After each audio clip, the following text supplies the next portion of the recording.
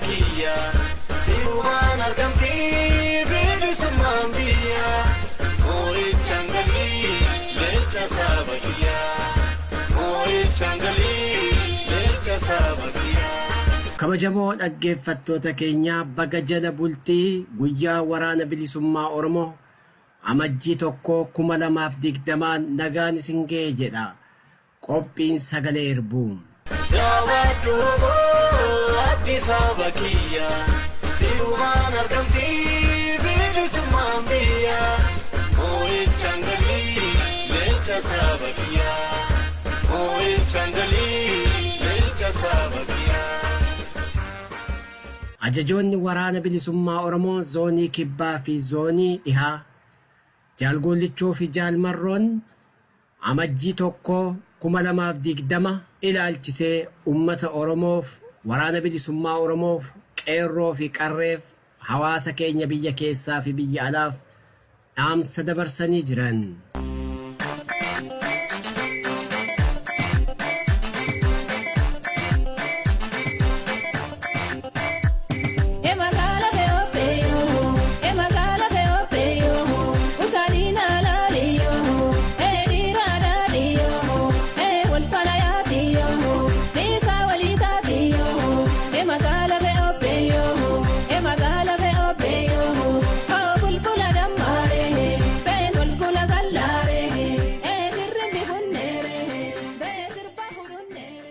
Gaaffiif deebii sagalee Irbuu waliin gaggeessan guutummaasaa guyyaa boriitti kan qabannee dhiyaannu yennaa ta'u har'a Jaalgollichoo fi Jaalmarroon maal jedhu caqasaa.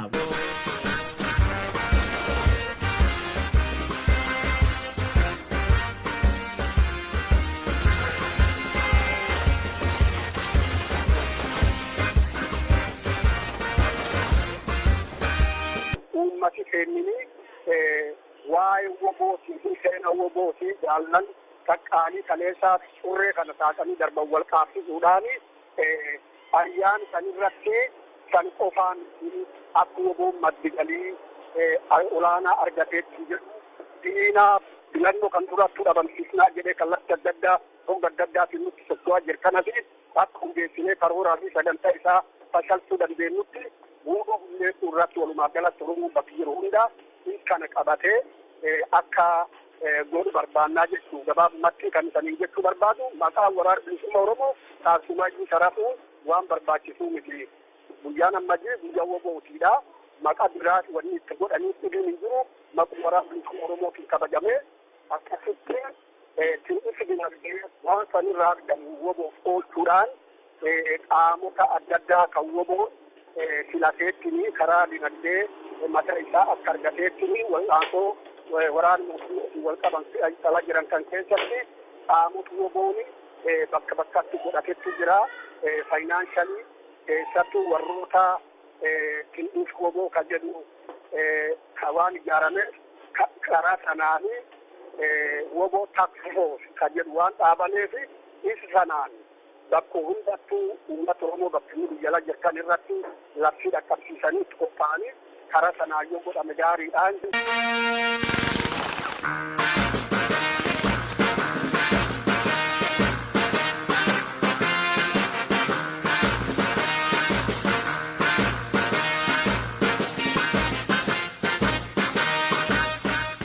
Yeroo hamtuu Oromummaan cabdee Oromummaa ofii wallaaluu keessatti qabsoo gaggeeffamaa turte waraanni bilisummaa Oromoo rakkoo dararaa hattaa guddaa keessa ture.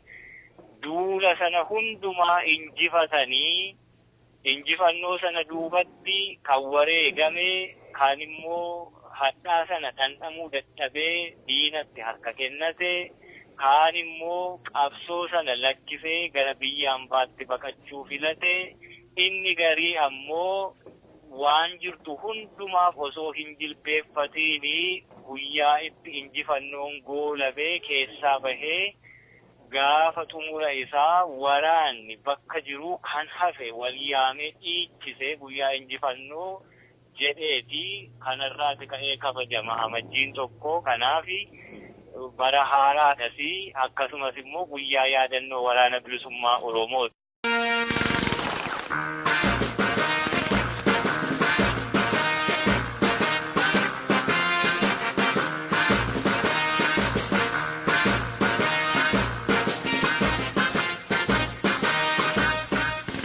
waraanni bilisummaa Oromoo gargaarsa uummata Oromoo argachuudhaaf ammajii tokko qofa hin eegatu. Ammajiin tokko waggaa keessatti waan al tokko dhufaati. Woboon ammoo akkuma nam kamiifuu qaamota kamiifuu jaarmiyaa waraana ta'ee guyyaa guyyaatti tinnis kan barbaadu. Inni waan waggaa keessatti yeroo tokko barbaachisu qofaa miti. Kun waan guyyaa guyyaadhaan itti fufuudha. Kanaaf waraanni bilisummaa Oromoo ammajii qofatti hiinee guyyaa ammajii qofaa gargaaramu Oromoo irra qabaa jechuu kennaa miti. Kan jechaa jirru ammajii galwaan geenyee fi guyyaa woboo ga'eera. Kana sakisakka uummanni Oromoo qophii kan itti godhatu kan jenne dhaabsisuuf wal yaadachiisu ta'a. Kaan ammoo inni woboo hundeessu waan guyyaa guyyaadhaan akka haalaaf mal isaatti itti deemameetti guyyaa guyyaadhaan galii argamsiifamaa fi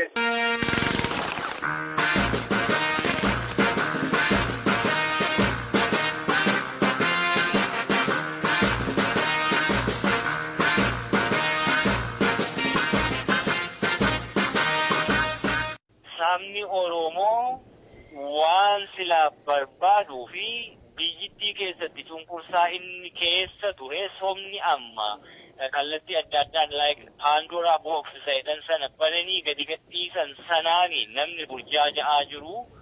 Oromoon achi keessatti akka sabaatti akka biyyaatti of kabachiisu yookaan biyyittii keessatti walqixxummaan dhugaa sobarraa adda ta'e Itoophiyaan hawaasa ishii keessa jiru hunda hammachuu dandeessu walqixxummaa sana sabaaf sablammoota biyyittii waliin jiraachuu yookaan ammoo biyyoota sabaaf sablammii Itoophiyaa kana waliin Oromoon biyya mataasaa danda'e tolfatee ollaa gaarii ta'ee of kabachiisee kan namaas walqixxummaa jirtuun wal kabajee buluu sana tolfachuu irratti waraanatu isa barbaachisa. Ammatti ammoo waraanni gaaffii Oromoo qabatee jiru hiree ilmaan Oromoo hegeree Oromiyaa qabatee jiru osoo hin sharafamiin galmaan ga'uuf wareegama kafalaa jiru waraana uummanni Oromoo kaleessa ijaarrate ilmaan Oromoo qaqqaaliin itti wareegamanii xurreen kaleessa taraaran waraana bilisummaa Oromooti. Waraana bilisummaa Oromoo yaadachuun tinnisuun bira dhaabbatuun jabeeffachuuni amajjii tokkootiin qofa raawwatutti miti kan guyyaa tokko qofaafis yaadatameef guyyaa tokko qofaafis immoo buusii wayii walitti qabamee bira darbamuu miti. Waraana Oromiyaa gara rarraga bilisummaatti geessee fi Oromiyaa hegeree ishee tiksee jiraachisuu danda'u ta'eetiniin ilaalama waan ta'eef waraana waa hundaan guutuu ta'e.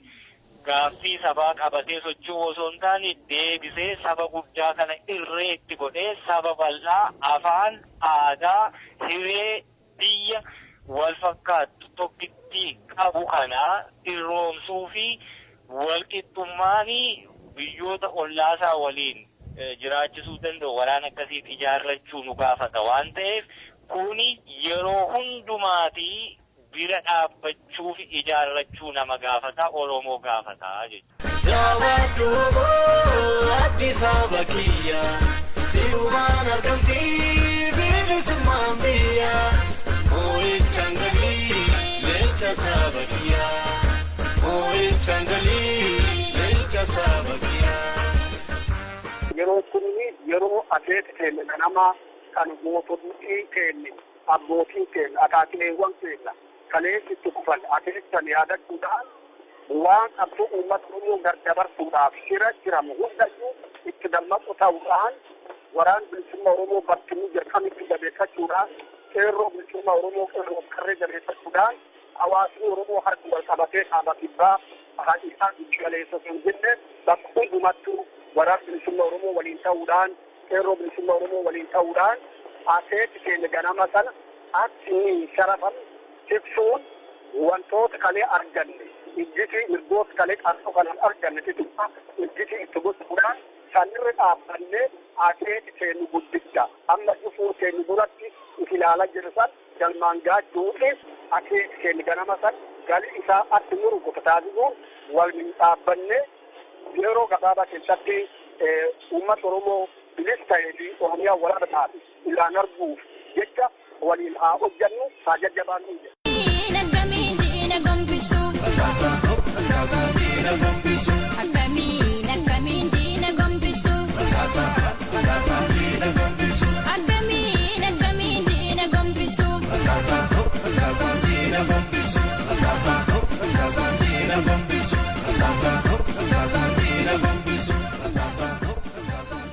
Waraanni bilisummaa Oromoo kana gaggeessaa jiru immoo hoogganoota warra karaa nagaa deemna jedhan waliin quunnamtii godhu tokkoyyuu hin qabu. Gargaarsi karaa sana walitti qabamee haala kamiin iyyuu waraana bilisummaa Oromoo bira dhaabbatamu hin jiru. Kana amma ifa baasuun barbaadaa jechuudha. Uummanni Oromoo daandiin karaa nagaa mootummaa waliin hojjechuu hin danda'amu jedhee waraana bilisummaa Oromootti amanuu daandii sanarraa waraana bilisummaa Oromoo gargaaruu irra jiraatu. Daandiin inni waraana bilisummaa Oromoo irra gargaaruu fi waliin qabsoo finiinsuu irra jiraatu kala taaksii foorsii jennee akkasumas immoo namoota adda addaa bakka adda addaatti kaayyannee jira. Kana akkaataa sii himuu yoo baadhe haala hojii keenya saaxiluu dhabuuf jechuu kooti waraana bilisummaa Oromoo gargaaruu jirraa jedhani sun hin taatu hin fakkaatullee. Kanaafiyyuu namni karaa nagaatti amanee na baasaa jedhee maqaa waraana bilisummaa Oromoo dhahatee buusii adda addaa walitti qabachuun uummata saamu waan taateefi karaa nagaa kadeeme karuma nagaan nu baasa achirraan dhaaba keessan gargaaraa jechuun kara. Garuu qabsoo kanatti shiratu dalagamee jira. Haala ittiin guyyaan waraana bilisummaa Oromoo kabajamu amajjii kanaallee wanni dhagahuu jirru guyyaa oboo hin jennu jechuufaa nama jiru jira. Qabsoon bilisummaa Oromoo rirrigata adda addaatiin yeroo adda addaatti olollaa burjaajii adda addaa fedhii namoota dhuunfaa guutuu adda addaa keessatti ilmaan Oromoo hedduu gaagaate waan ta'eef callisuu filan. Barbaachisaa taanaan hoogganoota akkasii tokko lama jedhee maqaa dha'uun hin danda'a. Hoogganoonni akkasii daandii filatan sana irratti isinii eebbifneerra jenneerra waan isaan baasu isaantu beeka. Garuu qabsoo kanatti shiratu dalagamee jira. Haala ittiin guyyaan waraana bilisummaa Oromoo kabajamu amajjii kanaallee wanni dhagahuu jirru guyyaa oboo hin jennu jechuufaa nama jiru jira. Guyyaa oboo kan jedhamu oboo isa as jiru isa achi jiruu miti. Guyyaan oboo seenaadha. Guyyaa seenaatu yaadatama. Guyyaa seenaa sana jijjiiruutu barbaachisa yoo ta'e nama tokko yookaan nama lama yookaan hooggana tokko yookaan lamaa miti. Seera qaba dhaabichi. Heera qaba. Akkaataa itti waa jijjiiruu danda'u, fooyyessuu danda'u, itti dabaluu danda'u seeratu jira jechuudha. Akkamu maree obsi kuni fira koo amma yoomitti nurraan dhaabbanne lubboon keenya ammaa sunumanumaati. Kabajamoo dhaggeeffattoota keenya guutummaa gaaffiif deebii kana guyyaa borii kan qabannee dhiyaannu tahaa hangasittuu nagaaf jaalalaan jiraadha. Kun qophii sagalee Irbuuti. Abshiriyaa abbaa koo abshiriyaa haadha koo dabbarri ilmoo kan kee naraasa garaa kan